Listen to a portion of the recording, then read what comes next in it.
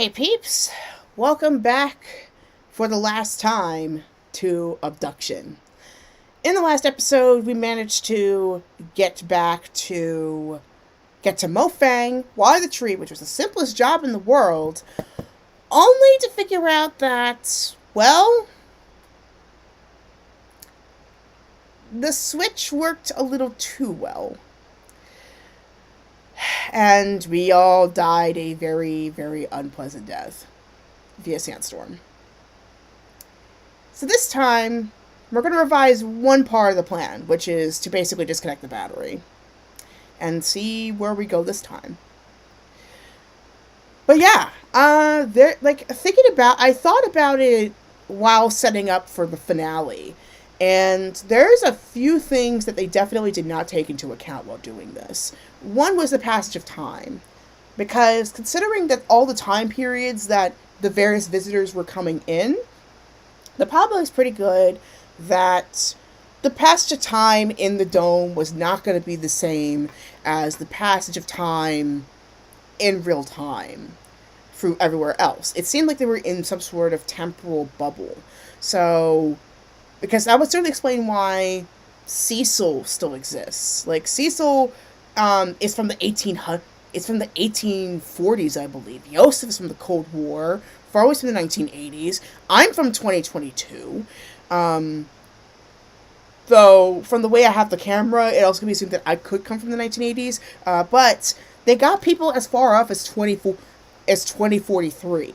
So, 2043. So that means, like, the passage of time, at least the way that we logically go through the passage of time, is kind of not there.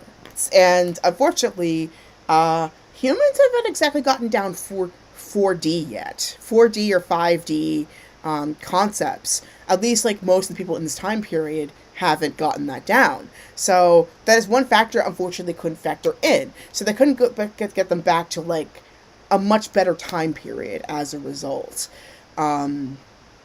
So it's pretty easy to conclude that going back to Arizona, going back to Earth at this time period was probably not the best move to do. So, and also on top of that, there was also just a huge, very steep margin for error when it came to the positions, especially when it came to Kaptar and Murray.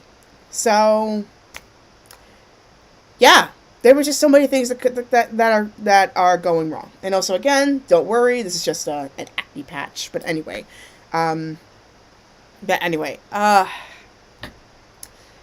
scientifically, you could just think about, like, I mean, my knowledge of quantum physics is very basic, but just thinking about that alone, but especially what we saw on Mofang, it gave so many clues that this plan was not going to work. But apparently power is a huge factor in this. So I'm wondering, if we use less power, if we didn't connect the battery, what would happen? So that's why I did a second save file, because I wanted to know for sure what was going to happen. So here is the finale. I did record it straight after the 13th part. So in case you're wondering why you might see the same outfit or you're seeing the same acne patch, you know why. But yeah, this is the finale. I am going to miss this world, but on the other hand, though, I am looking forward to playing Myst again. I grew up with Myst when I was a little kid. I used to play it with my dad sometimes. I don't think we finished it. I think we got up to the second age before eventually we updated our computers and we couldn't play the game anymore. But yeah.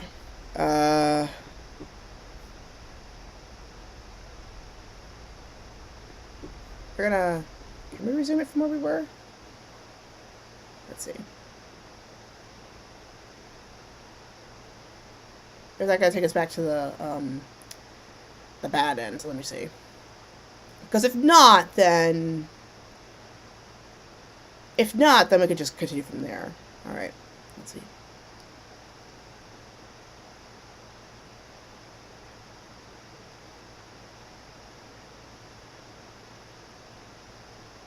But But yeah, I saw the concept with like the like I didn't realize there was that panel there until now because like it wasn't there before. I think that's what I was like working on the whole time. But yeah, um, oh, it took me back up to the elevator, so we still have time to actually reverse it, which is great. So let's go back and reverse the battery situation.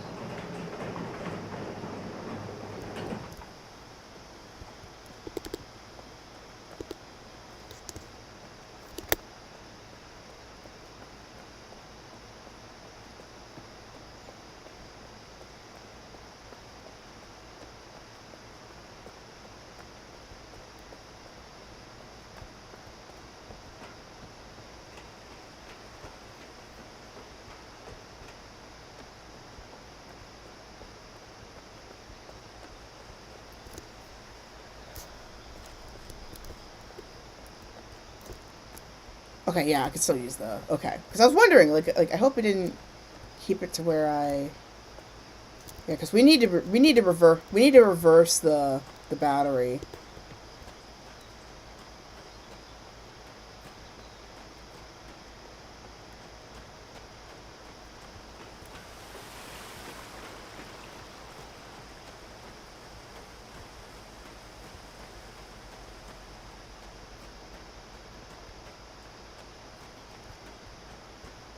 I'm sorry, Cecil, but I saw how this ends, and it's not good. We gotta go. And basically, it was kind of like a one-way trip, really. Like, that... There was no way that...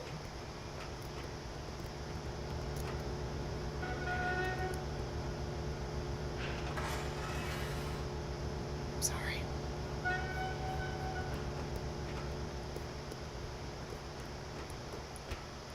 I mean, there's no way he could have anticipated that. Unless he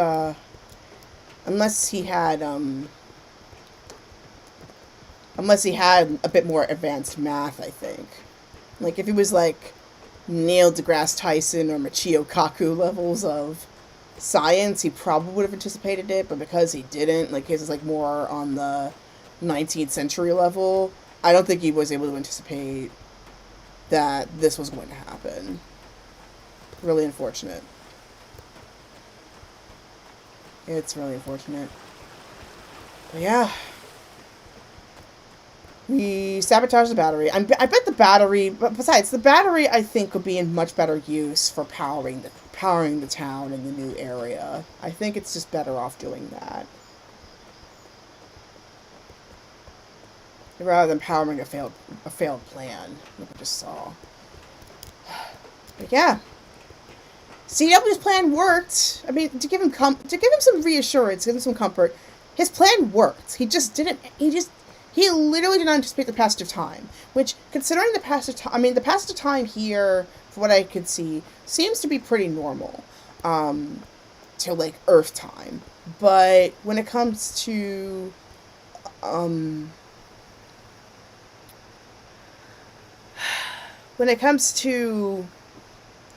how it works in terms of the rest of the universe, that's the part that he couldn't anticipate. So, without further ado, let's see if we can change our fate with just that one change.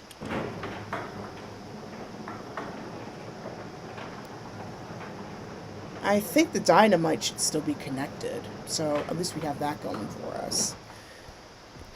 So here we go. Fire in the hole! Fire in the hole! In 3, 2, 1.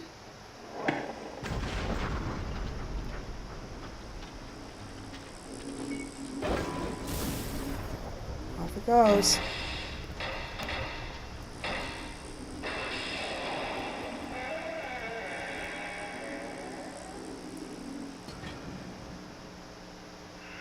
Almost there.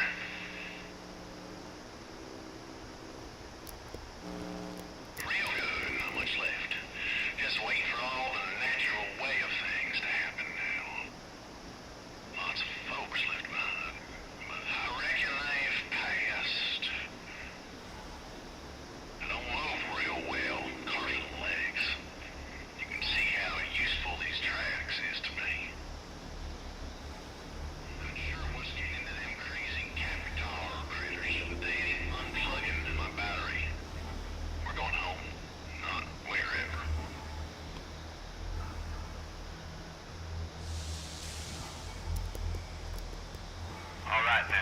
I hope I end up somewhere else. When the time comes, it works a lot like them little swappers. They'll swap us home.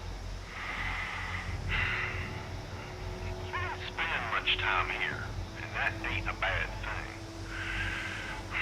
But there were some fine folk. Some real fine folk. I'm sorry, Cecil.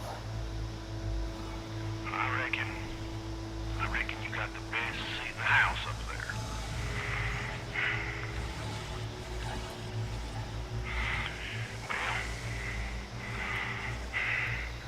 Well, this is it.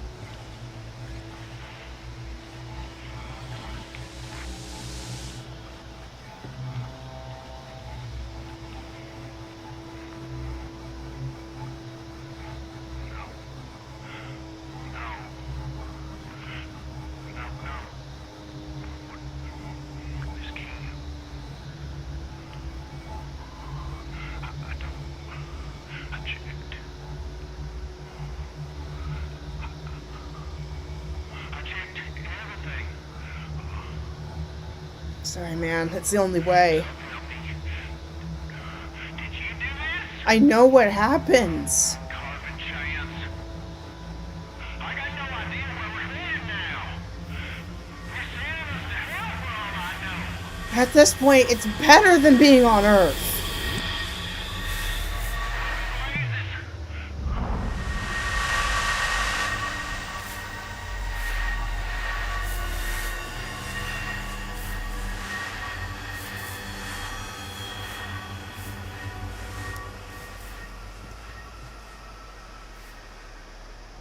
Wow. What in places? Wait. I'll be Farley. She got it right. She got it right.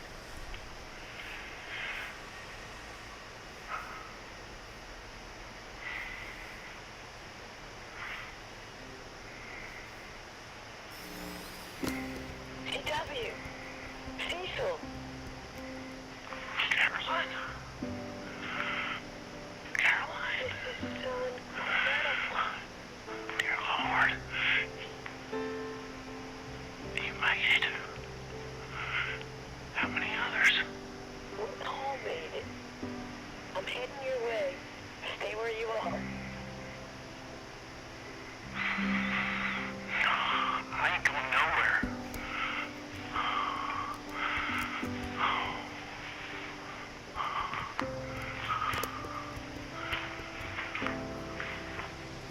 Can I go down and see what it's like?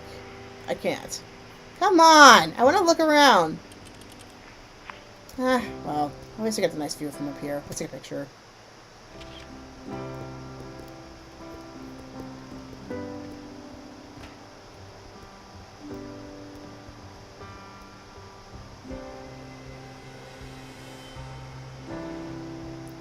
This is way better than Earth, honestly.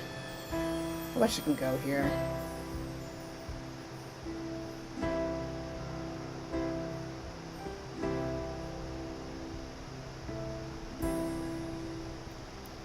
Let's get out of here.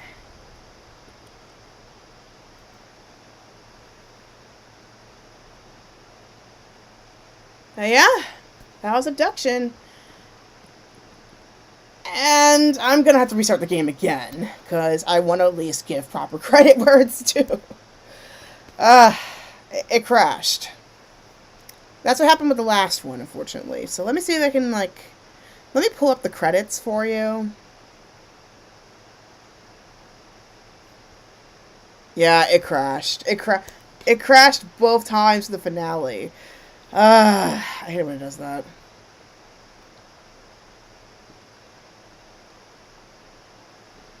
So, heads up, if you have the Epic Games version of the Mac version of Obduction, if you do either one of the finales, the probability is pretty good. The game will crash.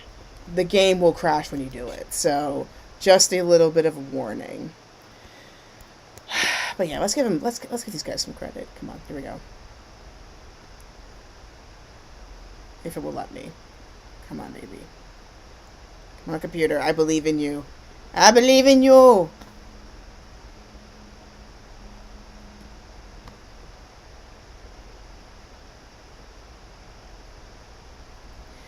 It might be the graphical settings. It's not liking that. But anyway, feel free to watch the credits for yourself. I'm sure some people might have put them into playthroughs. But thank you so much to Cyan Games for doing this. Because this was a very, very fun game to do. This was a very, very great game. Huge shout out to all the people who stuck around and tuned in for this series, because it was just a ton of fun to just be able to play through this. Shout out to Polygon as well for the playthrough, because it was very helpful with some parts where I might not have been able to figure it out myself. But yeah, with that, we have officially ended Obduction as of today. Thank you so much for tuning in for all 14 parts. All 14 parts are on my YouTube channel. If you want to replay it from the very beginning, I'll create a playlist for you to make it easier. Where'd that sound coming from? Did the thing work?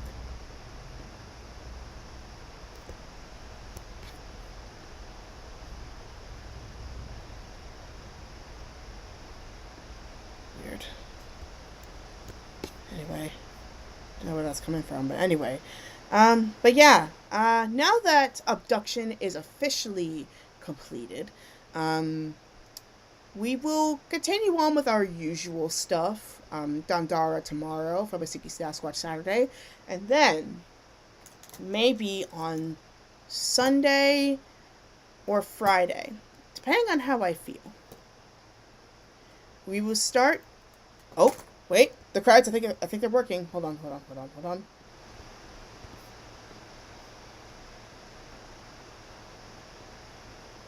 Oh, that's where the sound was coming from. It was coming from the game. That's why. That's why I felt like spacey.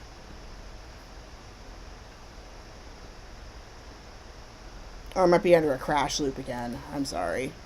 I was looking forward to that. But anyway, depending on how I feel, Friday or Sunday, we'll start our new playthrough, which is the Mist Trilogy. Wait.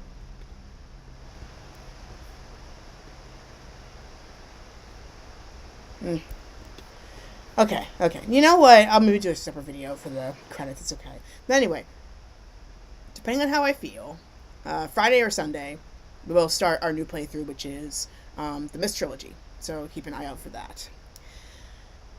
And then I'll maybe try some of the other ones in the list, Projection and Kingdom Hearts 2, because I have been looking forward to playing some console games, and I have ideas to how I want to stream those. So keep an eye out for that playthrough. So with the console games, it's going to work a little bit differently. So I'm going to put the footage and all the game and sound audio on Twitch, but then the streaming capability is only going to be of YouTube. So you're going to see all the gaming footage right in front of you, and then you'll see my camera on the side. So yeah, look forward to that. My first proper game stream of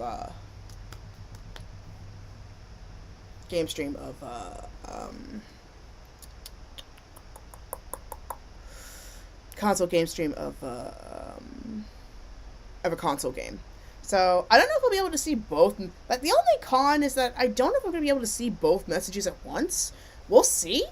This is going to be very experimental here, but it's still going to be very, very fun. I assure you, it's going to be very fun once I do the console games again, because I've been overdue for that.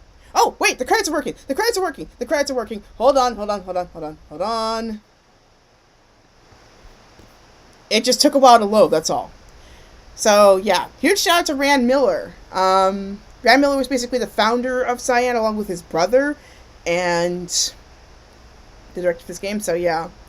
And then, huge shout out to all these engineers and creators, and then the VR So that's why he looked familiar. It was because Robert Miller was playing CW. He also played Atris. Atris and Cirrus in Myst, and then I think his brother played Akinar. But yeah, such a good game, and then thank you for the Kickstarter backers and all these other people who've been involved, because I know it's a lot of work to do a game like this. So thank you for doing all the hard work. Thank you for finding the good fight. But yeah, okay. Yeah, sorry about that, but I just really want to give these... Neil Patrick Harris was involved in this? What? Wow, I have to, like, I know he's a big, like, and Jeff Dunham, that's interesting. I know Neil Patrick Harris is especially big when it comes to, like, choose your own adventure games like this, so I wonder, like, what motivated him to, like, back up this game in particular. So, yeah, that's pretty cool. Yeah, I just love being able to give people credit where it's due. So, I'm giving you all the credit. Here you are. This is it. And thank you especially to all the backers, all the developers, all the engineers, especially the beta tester, alpha and beta testers, because I know, like, you can't really catch every single bug, so huge shout out to them.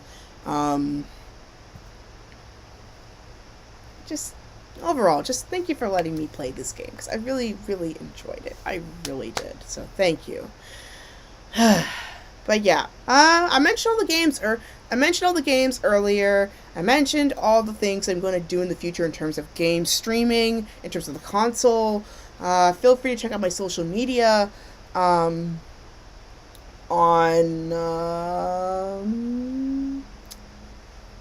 Twitch, on YouTube, on my Vimeo, on...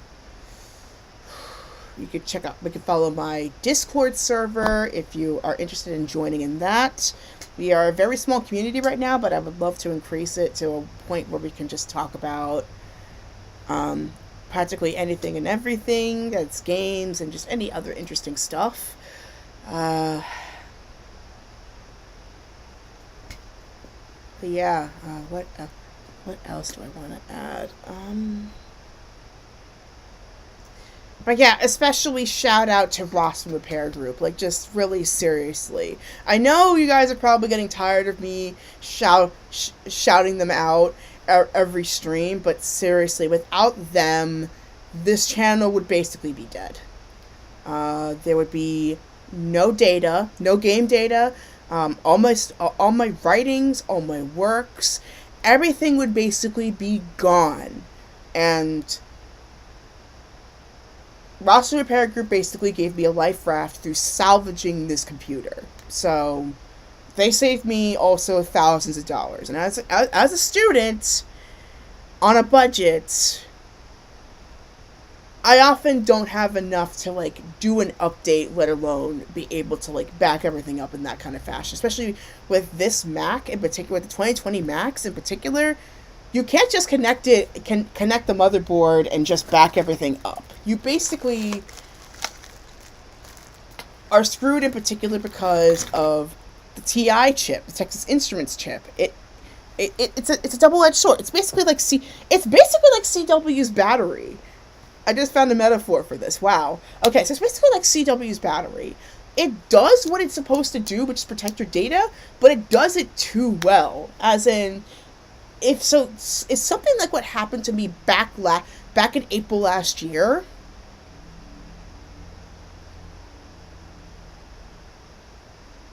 Back in April last year happened again.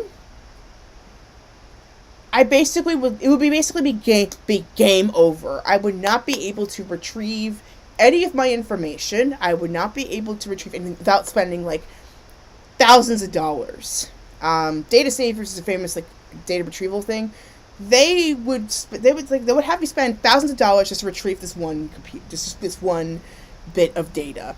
I mean, I have nothing to hide, don't get me wrong, but, like, at the same time, though, what's for someone on a budget such as myself, who is still kind of settling down in their financial situation, that kind of money I can't easily spend like that. So yeah, it was basically between a rock and a hard place. And then Ross Repair Group, they gave me a much more affordable rate just to fix one chip. It was just one chip I had to fix to get this computer fixed, and that saved me 3 years of data and over $1,000 worth, like thousands of dollars worth of probably of lost data, lost software, all that kind of stuff. So that's why I'm so grateful to them, because they managed to save something that was basically going to be almost an impossible situation, and more importantly, saving this laptop would basically take it one step closer to make sure that that apocalyptic future that we saw in this game is not going to happen. Like, I know it's a small blip in the grand scheme of things, but with every little bit of components saved, components recycled, etc., that means less stuff going into the landfill. I don't mean to get advocate-like for a little bit, but since I have these super long credits, I feel like I have the right to kind of talk about it here. It saves another valuable piece of metal that could be turned into another computer or something even more valuable from going back into the landfill, from destroying our Earth to get more materials like these. There's so much we could do to improve things. And I think the thing that we need to do is, which this game kind of indirectly proves, is to focus more on, focus on a better quality of life, and then B, just work together to improve said quality of life. So yeah, there is one little plot hole, which, I mean, I saw the Atlantis Comics was one of the sponsors for this game, I think, or one of the supporters for this game. I wonder if there's some literature or some comics that would fill in this gap here. So the one thing that we didn't get answered was, why did the villain in the Mofang, especially like in Murray, why did they fight each other? That's the one thing I need to find out. Like, why did they fight each other? Why were they targeting each other? Like, that's the one thing we never got answered, which was why did they fight each other? And more importantly, why did that Mofang use their projection technology to basically imitate Mayor Yosef? Like, why was he doing that? Jean-Paul Picard, Jean-Luc, like, Jean-Luc Picard. Like, you must have said saying Jean-Luc Picard. Wow. But anyway, that's the one thing we never got the answer to, which is like, how come the villain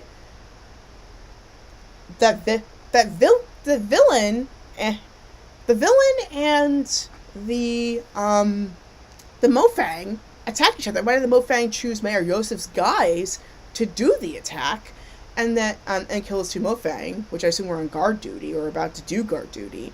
And then the other thing is, what happened on Kaptar?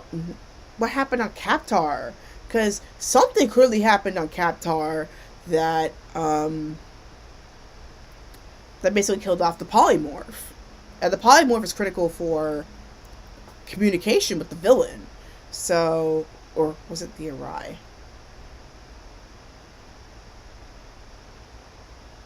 No, it's the Arai. I remember now. The Arai. That was like that's like critical to communication to the Arai. So like, how come those that unless that's an old polyarch that basically became like a tunnel? In that case, then it makes more sense. But yeah, clearly there's some really interesting physics stuff going on with this game. That I find interesting. Look at my comments here. But yeah, again, thank you so much for joining me for as long as you have. If you're still here at this point, huge shout out to you. I know for game credits it's a bit much, but I still want to give a shout out. And also, I just really want to talk with you guys about what I think about all this. So, I admit, I wish Mofang got a bit more development, especially with the fact that, once again, Mofang literally has illusion technology, illusion lava. I would think there would be something more going on with it. Well, we really didn't. We didn't. But then, oh yeah, the other thing we didn't find out. The other thing we didn't get we did not get the answer to is, what was the invasion that shut everything down? That's the part that's really confusing to me. What shut everything down? What was the invasion? Because we never figured out what the outside invasion was. Because it seemed like a lot of the arguments were more internal, especially among the human occupants. Takashi Kitano? That's like the celebrity Takashi Kitano? Anyway, is it Beat Takeshi? Oh, that's Takashi. No, that's a different character. Anyway, Uber Revival Council! Hey, yeah, anyway, what was I saying? But yeah, we never got the answer to that. We never found out what was the invasion that made everybody shut down. We never got that explanation. Which, again, I think hopefully there's some literature that explains all that. But those are the questions that I would hope to get answered. But the one thing I do like is that there's a lot of, subtle, very, very subtle implications as to how everybody got to where they got to. And more importantly, what was I saying? Got to where they got to. The main characters' backstories a little bit. Farley being descendant of a mayor. Cecil being an engineer. And then Yosef, surprise, surprise, came from the Cold War. He's probably was a soldier turned mayor. That was pretty interesting. That was pretty interesting to see with the submarine. Oh yeah. For those who actually have experience in this game, or did a little bit of exploring, was there an upper level to the submarine level? Because I have a feeling there was an upper level. I just didn't know how to get there. But yeah, this was a lot of fun to play. I would not mind playing this again off screen, even though I know pretty much how the puzzles work now. The Russian switchboard is the only thing that varies from playthrough to playthrough. The numbers change every time, so that's the one thing that's not the same. But other than that, pretty interesting stuff. I also could totally imagine this being, Obduction actually would be a pretty cool mini-series. If you fleshed out certain parts a bit more, it would be a great, a great, with a capital G, great mini-series. I could imagine watching the show from start to finish. It's a brilliant premise. So, I hope Cyan considers maybe trying to create a series, even selling the rights to somebody to make a series or a film out of it, because it's a really interesting premise. I think especially now with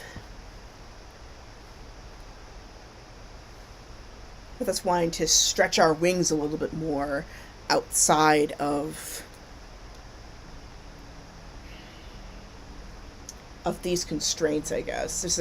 Just to see the whole possibility of outside life.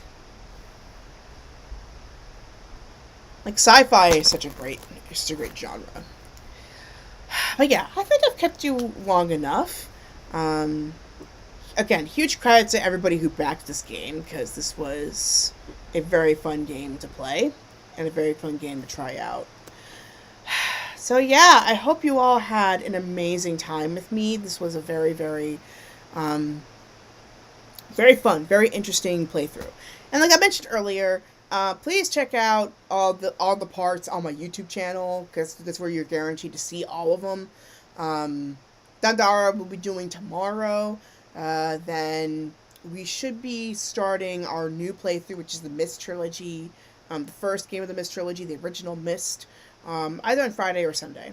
And then Seeky Sasquatch Saturday for a little bit, like earlier in the day, just like this one. If you want to do nerdy card readings with me, feel free to check out my Fiverr. It's my DM only now, so I can make a custom offer for you on waxgibbouswitch. And check out my social media over here. This episode is from the lands of the Lenape and the Nanticoke peoples. To learn more, visit native-land.ca. Or maybe contact the local tribal council to see what ways you could do to help. And once again, thank you so much for watching Repair Group from saving my laptop from the pits of despair. This is the finale of Obduction. Thank you so much for tuning in to all these parts. This is a lot of fun for me to play. I will see you next time. Hope you have an awesome day. Hope you had a good Black History Month. Hope you have a happy Women's History Month. And, of course, in the beautiful words of Master Yen Sid, Kingdom Hearts 3, may your heart always be your guiding key. Till next time, I'll see you later. Bye!